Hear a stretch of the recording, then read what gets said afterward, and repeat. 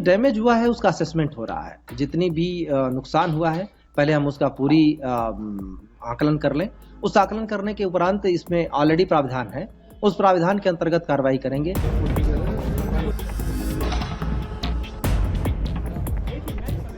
कानूनी तौर पर जितने भी प्राविधान हैं उन समस्त प्राविधानों को लागू करेंगे ताकि इस तरीके की हरकत कोई दोबारा न करने पावे।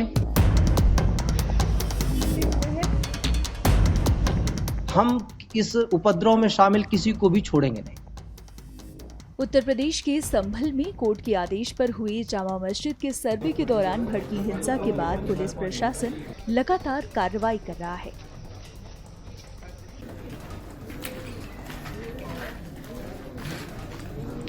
वहीं मामले में उत्तर प्रदेश की योगी आदित्यनाथ सरकार पूरी तरह से एक्टिव मोड में है। संभल में उपद्रव करने वाले आरोपियों पर सख्त एक्शन लेने की पूरी तैयारी हो रही है। जानकारी के मुताबिक नुकसान का आकलन कर उपद्रवियों से पूरी वसूली की जाएगी। आरोपियों की पहचान कर ली गई है, जिस बारे में कमिश्नर ने जानकारी दी है। इंसिडेंट में अभी तक टोटल पुलिस की तरफ से 7 एफआईआर हुए हैं। 4 एफआईआर जो मृतक इस घटना में हुए उनकी परिवारों की तरफ से हुए हैं। टोटल 27 लोग गिरफ्तार किए गए हैं, जिनमें से 3 महिलाएं हैं, 3 नाबालिग हैं जिनको जुवेनाइल होम भेजा गया है। 74 लोग अभी लोगों की मदद से और कैमरे और वीडियो फोटो की मदद से आइडेंटिफाई किए गए हैं। बाकी लोगों के आइडेंटिफिकेशन का काम चल रहा है। उसमें हमने लोगों की मदद लेने के लिए उनके वीडियो और फोटो भी जारी किए हैं ताकि उनको आसानी से पहचाना जा सके। लोगों से बातचीत जारी है। संभल में हालात सामान्य हैं। निरंतर प्रशासन लोगों से बातचीत कर रहा है और विश्वास बहाली की कोशिश हो रही है। एहतियातन वहाँ पे जहाँ घटना हुई थी उस पूरे एरिया में फोर्स तैनात है और हम पूरा प्रयास कर रहे हैं। स्कूल कॉलेज खुले हुए हैं, बाजार भी खुले हुए हैं। हम पूरा प्रयास कर रहे हैं कि जितनी जल्दी स्थिति को सामान्य कर सके, हम पूरा प्रयास कर रहे हैं।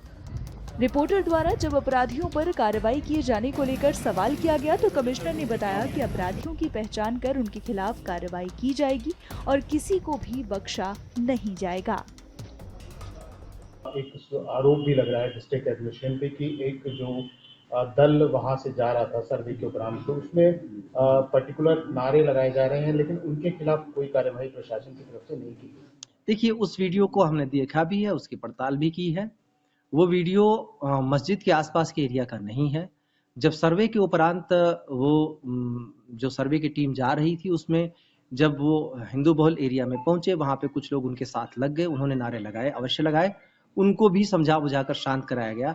ठीक उसी तरह जैसे मस्जिद के सामने जब लोग नारे लगा रहे थे, धार्मिक नारे, तो उनको भी समझाया ही गया पहले। तो इसमें किसी को हम पीटने नहीं लगेंगे इस बात के लिए।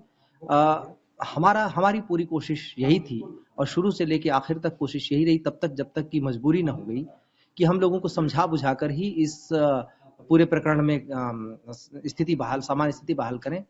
लेकिन जो अनटुवर्ड्स इंसिडेंट हुआ वो इसलिए हुआ क्योंकि लोगों ने पथराव करने शुरू किए, गाड़ियों को आग लगाना शुरू किया, मस्जिद के ऊपर पथराव किया, पुलिस के ऊपर पथराव किया और भयंकर तरीके से पथराव किया।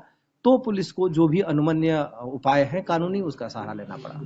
सर, ये भी इन्वेस्टिगेशन का पार्ट होगा कि सबसे पहले जो बताया जा रहा है, आरोप लगाए जा रहे हैं कि इंटेलिजेंस का फेलियर का आरोप, आप क्या कहेंगे इस पर? देखिए, हमें लखनऊ से सूचना तो दी गई थी कि इस तरीके की चीजें हरकतें की जा सकती हैं।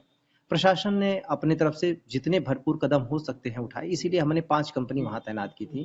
पूरी पुलिस फोर्स तैनात थी। हमारे मजिस्ट्रियल एडमिनिस्ट्रेशन के अधिकारी भी तैनात थे। छतों पर लोगों को तैनात किया गया था। ड्रोन कैमरे से हम शूटिंग भी कर रहे थे। हमने सामान्य कैमरे भी कई सारी जगहों पर लगाए थे। लेकिन अचानक से इस तरीके की चीजें हुई। हथियार वाला एंगल हम भांप नहीं पाए। जैसा कि आपने देखा होगा, एक फोटो जारी हुआ है जिसमें एक व्यक्ति हथियार लहराता जैसा प्रतीत हो रहा है, जिसकी जांच की जा रही है और से कई सारे और भी क्लिपिंग्स आए हैं। हम उसकी पड़ताल कर रहे हैं, पर हर जगह फोर्स नहीं लगाई जा सकती थी। वहां जो भौगोलिक स्थिति आप देखेंगे, अगर हमें फोर्स लगानी पड़ी तो हर एक नुक्कड़ नाके पर फोर्स लगानी पड़ेगी, जिसके लिए जितनी पर्याप्त उपलब्ध फोर्स थी उसके अनुरूप हमने पूरी तैयारी की थी। तो इंटेलिजेंस तो सूचना थी, हमारी तैयारी भी थी, पर शायद हम उतनी व्यापक तैयारी नहीं कर पाए और उतनी व्यापक तैयारी करने के लिए जितने रिसोर्सेज थे हमने उसको तरीके से लगाया भी। इसकी समीक्षा होगी। सर, शासन की तरफ से एक पीएसी की बटालियन भी संभल में लगाने के लिए आपने शासन को कुछ पत्र लिखा है कि बटालियन संभल में भी परमानेंट होनी चाहिए? हमने वहाँ पे रैपिड एक्शन फोर्स भी मंगाए हैं, हमने फर्दर फोर्सेज भी मंगाए हैं, ताकि स्थिति में कोई भी दोबारा इस तरीके की घटना को कारित न कर सके। इसके लिए पूरे जितनी आवश्यक फोर्स है वो हमने मंगा ली है। प्रशासन की सरकार की तरफ से भी जारी हुआ है कि जो आरोपी हैं उनके खिलाफ कार्रवाई की जाएगी, पेनल्टी भी इम्पोज की जाएगी। इस दिशा में क्या प्लानिंग एडमिनिस्ट्रेशन की तरफ से चल रही है? देखिए, अभी जो डैमेज हुआ है उसका असेसमेंट हो रहा है। जितनी भी नुकसान हुआ है पहले हम उसका पूरी आकलन कर लें। उस आकलन करने के उपरांत इसमें ऑलरेडी प्राविधान है, उस प्राविधान के अंतर्गत कार्रवाई करेंगे। कानूनी तौर पर जितने भी प्राविधान हैं उन समस्त प्राविधानों को लागू करेंगे ताकि इस तरीके की हरकत कोई दोबारा न करने पावे।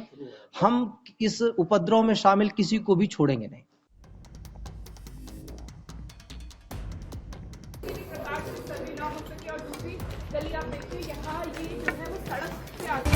और आप देख रहे हैं न्यूज़ प्लस 24/7।